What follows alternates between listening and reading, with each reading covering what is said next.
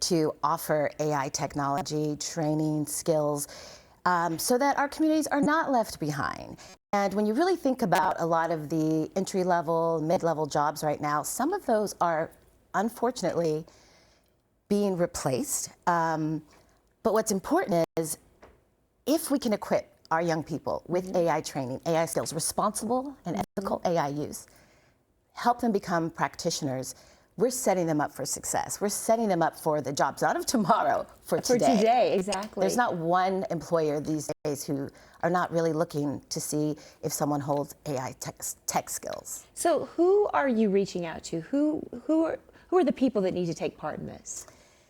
They are primarily young folks, young adults, and eventually adults from the South LA area. We're not exclusive, but because our area is one that is typically underinvested and under-resourced, we want to make sure that we're offering and opening those doors to that community that really, really needs it. And maybe somebody who's saying, you know what, college isn't for me. Nobody in my family's ever gone to college. I can't do this. You're saying, you know what, you can. And you can do it at no cost. At no cost. And not only that, you'll be able to walk away with the skills. You can also walk away with some college credit. You can walk away with certifications. And those certifications we know are a big deal when it comes to employment and high-earning jobs. So yes, you absolutely can do it. It's never too late, and our doors are open, and we're really excited to kick it off this fall. Talk to us about what a certification means. What does that mean? A certification gives you that that stamp that says, I completed, I invested, I was disciplined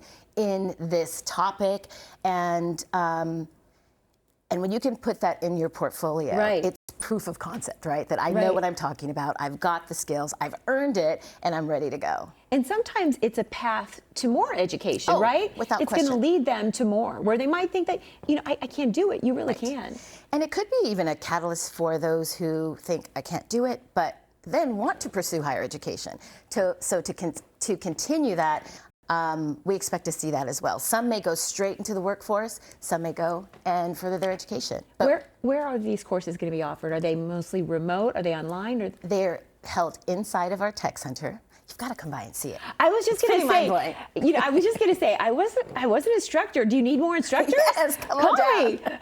It's in the Crenshaw corridor, right at 4611 Crenshaw Boulevard. So it's in the neighborhood, it's in the community, and you're serving the community. Yes. It's all right there, one-stop shopping. Yes. Yes. This is exciting, my friend. We're so excited. I love it. We're so thankful for this partnership with UCLA. It's really powerful. It's a very big deal that it's right there in our backyard. Well, thank you for coming here on Today in LA and sharing it with us and our viewers. We wish you lots of luck. Come back and tell us how it goes, all right? And come visit. I just might do that. Call me for a job.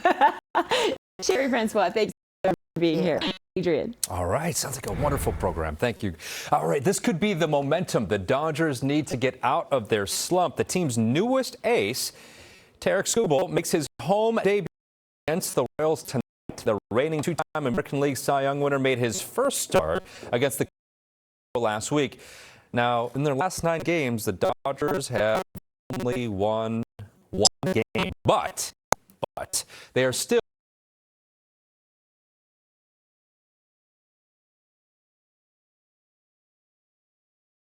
in first place in the National League West. First pitch is set for 7:10 tonight. Mario Solis will be live on the field. You can catch him on the NBC4 News at 5 and 6. So, Kelly, this is Tarek's first pitching performance here at Dodger Stadium. How's it looking for tonight? I think things are looking pretty good overall. Let's talk about your game forecast. We've got temperatures that will be in the 80s still during first pitch, but dropping on down toward those mid-70s, nice and comfortable as we move from the 7th inning to the end. So you do not need the jacket tonight. In fact, keep those layers nice and loose, yourself nice and hydrated. Go Dodgers. All right, we've got that coastal flood advisory I want to dive right into.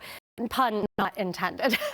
We are going to continue to see an increase in those chances for some of that coastal flooding because of our astronomical high tide starting this evening at 6 p.m. and continuing until midnight on Wednesday. The main thing that a lot of us need to watch out for if you're heading down to the coast would be some of those low-lying areas. Think about those parking lots. Those can flood really easily. Now, if you're somebody who has property in the area, you've got some bigger concerns. Make you are taking whatever necessary precautions you need to shore up a little bit and keep your area safe. We are going to continue to work with much cooler temperatures this week. Thank goodness. It has just been too darn hot, too sweaty. Well, the sweaty part might not really go away because we've still got some humidity out there. Robin's laughing at me. We're going to keep the sweaty weather around. And we are also going to increase our chances for potential thunderstorms, specifically in the mountains. So let's take a look at where some of those spots are. We are going to continue to watch as all around the perimeter of our area. You can see that up in the Ventura County Mountains, out toward the San Bernardino County Mountains, into the Riverside County Mountains. More and more chances for some of those pop-up thunderstorms, specifically during the afternoon hours. Now, Tuesday, a little bit of an interesting thing I'm watching happen here. We've got some patchy fog moving in during the morning hours, but also grabbing on to even some morning moisture that we could be seeing with some spotty showers to start, but more likely that you could get some of those thunderstorms, getting some of that momentum with that daytime heating as we work our way into the afternoon hours. I think we'll increase our chances for spots as we head into Tuesday afternoon, even more so than today. So that's something we'll continue to keep an eye out for over the next couple of days. Let's track that cool down, upper 80s to the low 80s. Nice and comfortable. Mid 70s at the coast. A little bit of patchy morning fog over the next couple of days that you should keep an eye out for, especially during your morning commute. 90s cooling to 80s for the valleys, the Inland Empire. This is much more comfortable, but yes, still muggy out there. We will continue to cycle in a little bit of extra moisture over the next couple of days, but at least things are cooling down. Low 90s for the high desert, low triple digits for the low desert. That's what we like to see.